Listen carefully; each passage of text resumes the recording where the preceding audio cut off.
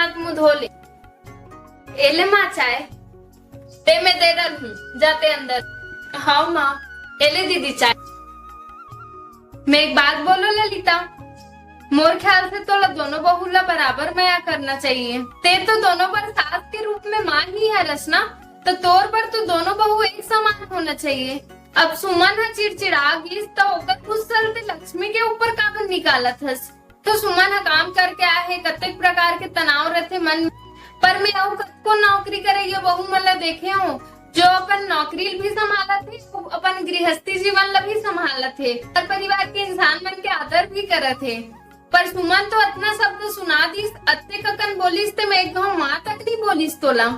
तो ये कैसे इज्जत देते ललिता तोला। और मानतो सुमन है बाहर काम करते, लक्ष्मी भी तो सुमन के काम में जाए के बाद पूरा घर ला अकेला संभालत थे। बहू तो काम ही करत है ना ललिता।